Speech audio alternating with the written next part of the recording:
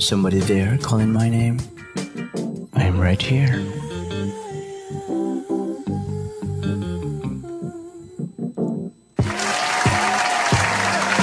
"96.7 Destiny Radio, saya lang. What's up Monday? What's up Monday? What's up Monday?" Once again, kapitong araw ng Abril. Oy, Tagalog. Taong 2025. Oy! Tara, ipilit natin yung Tagalog na yan. Oras natin sa buong Pilipinas, 12 minuto makalipas ang 3:00 ng hapon. Yon. Perfecto ang Katagalugan. Oo, kasi dapat ini-embrace natin yung language natin, lalo dito sa sa Southern Tagalog, 'di ba? Oo, mga Pilipino tayo dito eh. Ako po ang inyong kasama sa inyong mga radyo. Ako po si Giro, your one and only rapper DJ in the town. That's capital G-I-R-O. Live na kami ngayon sa Facebook, so make sure na bisitahin nyo kami dyan sa aming Facebook page na DZDG Destiny Radio. That's our Facebook page. Kaya mag-comment kayo kagaya nito ni Miss Flores Sarmiento na nagpadala na ng kanyang 3 kumikinang na puso. Hello po sa iyong kumikinang na puso, Miss Flores. Good afternoon. Sabi niya, blessed afternoon po, DJ Giro. Magandang tanghali, Miss Flores. At syempre sa lahat na nakikinig ngayon sa atin sa radyo. O kaya naman nanonood sa atin sa Facebook. Magandang tanghali po sa inyong lahat. Pwede rin kayo mag-text sa aming text line sa numerong 0929-2168-100. And just like always, pagpatak ng mga ganitong oras, ay oras na para magantigan ng mga damdamin. Welcome po sa ating little segment na Senti Hours. Isang akda na naman ang ating babasahin ngayong araw. So papasukin na yung background music na yan. Akda ni Tintalata ang ating babasahin ngayong araw. So if you guys have the time, once again, sit down tight, grab a coffee kung meron ka dyan o kaya naman ay kutkutin. At tara, magantigan na tayo ng magdamdamin.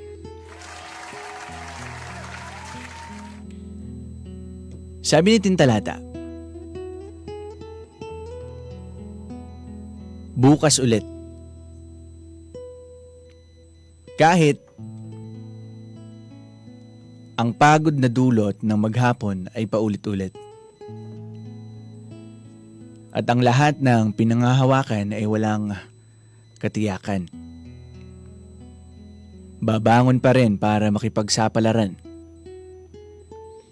Para sa kinabukasan, hindi na lang iindahin ang lungkot na nararamdaman.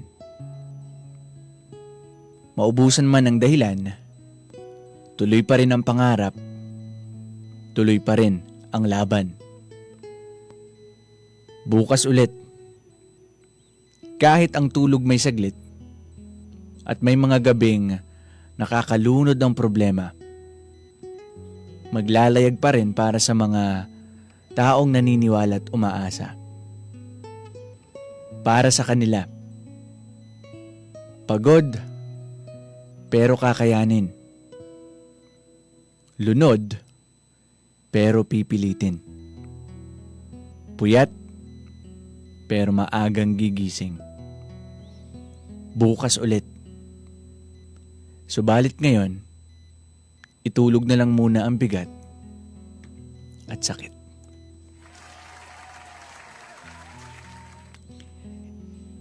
Everybody feels this. Everybody does.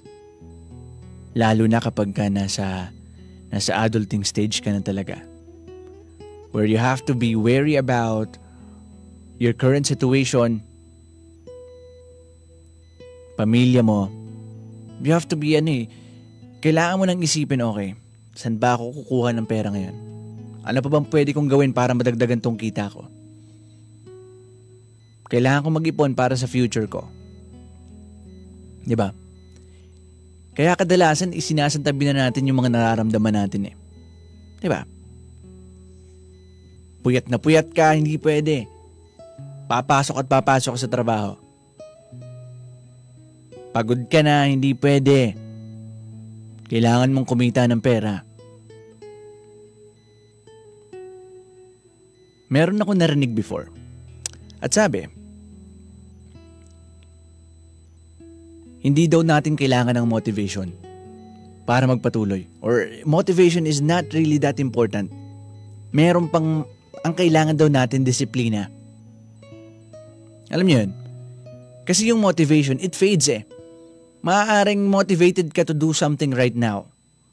But what if that motivation fades? Hindi mo na siya gagawin. Say for example, motivated ka kasi ang saya-saya ng trabaho mo. Diba? Na-enjoy mo yung trabaho mo. Maayos yung mga nakakasalumuha mo sa trabaho.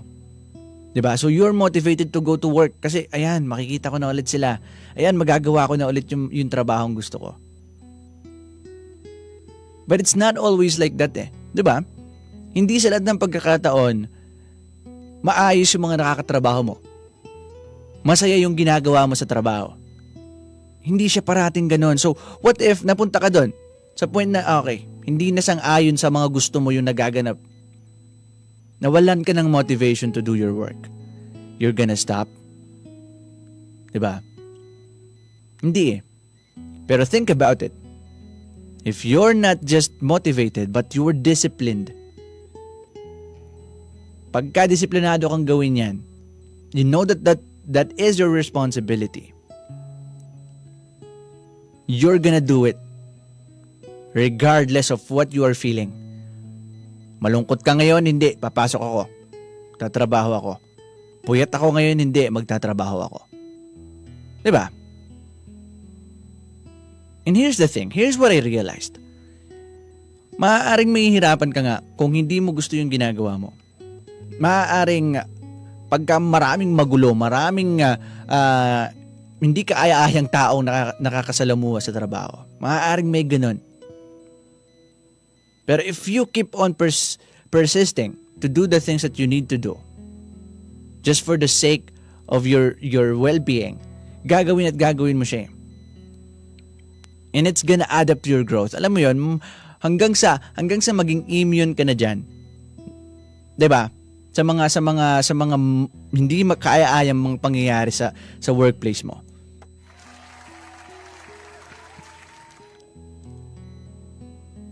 Palalakasin ka nun eh. Alam mo yun? Na to the point na if ever mapunta ka sa ibang lugar na may same situation, hindi ka na magugulat. Hindi ka na matitinag ng mga ganong klase ng eksena. I've been there. Papaganon ka na lang sa sarili mo. Okay. Same situation. But you know what? I've been through this at nalagpasan ko yun. So sige, keep it coming. Hindi kayo tatago sa akin. Diba? Pero imagine if all this time, what you did is run away from that kind of situation.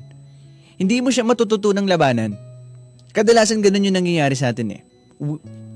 We protect so much of our peace to the point na okay, pagka hindi, aalis na lang ako. Diba? Hanggang sa nagpalipat-lipat ka na ng trabaho. Kasi, napuna mo din eh, kahit saan ka pumunta, may ganun palang conflict. Parte pala talaga yon. Alam mo yon?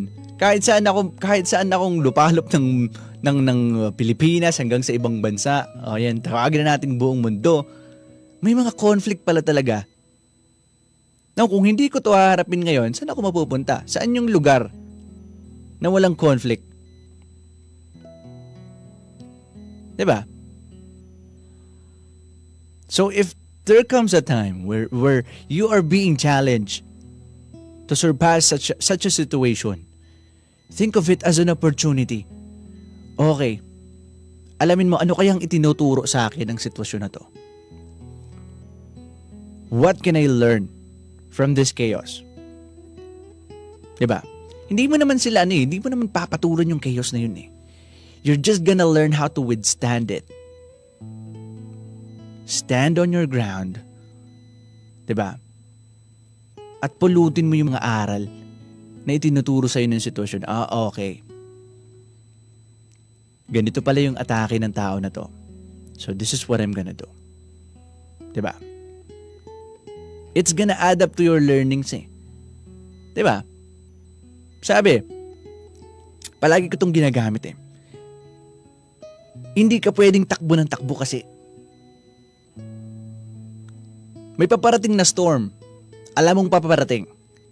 But what you did is you run away from the storm. You run away from the storm.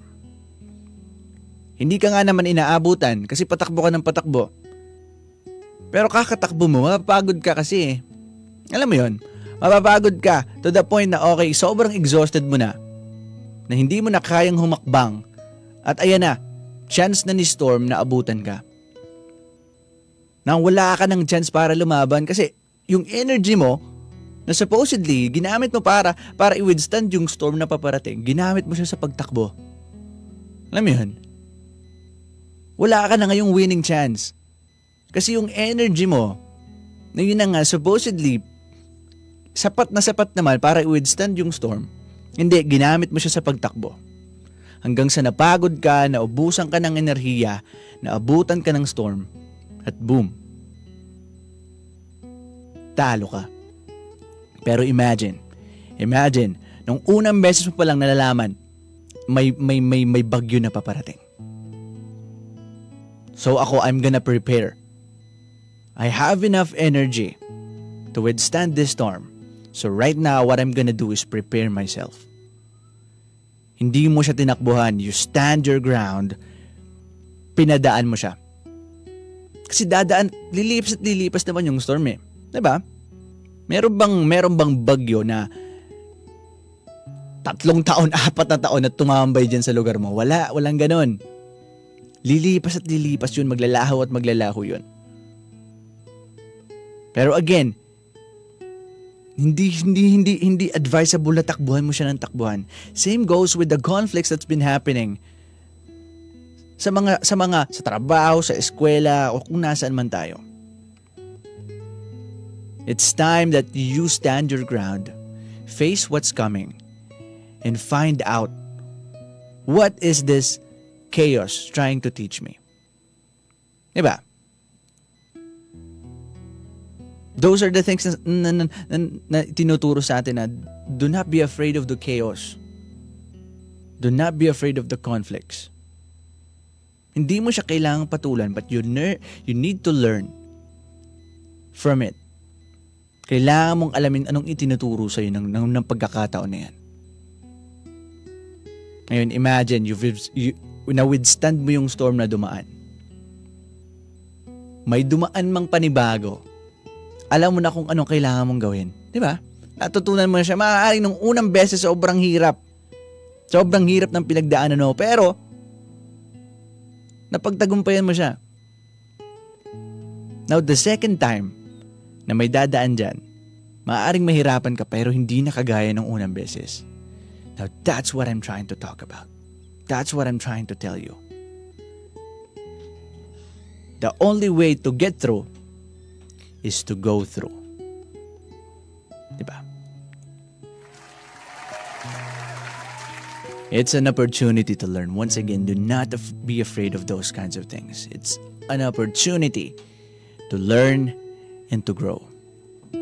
Think of it as something like, ano bang klaseng aral ang gustong ituro sa akin ng pangyayaring ito? And by that way, mag-grow at magle-learn tayo na mas marami pang bagay. 3:25 PM oras po natin sa buong Pilipinas. Ako po si Jiro, your one and only rapper DJ in the town. Once again, happy Monday. Kami po ang 96.7 Destiny Radio, ang istasyong palaging pinipili ang maging masaya. Before I go, let me leave you with a very good song, people. This is Charlie Puth, 2017 track. Attention.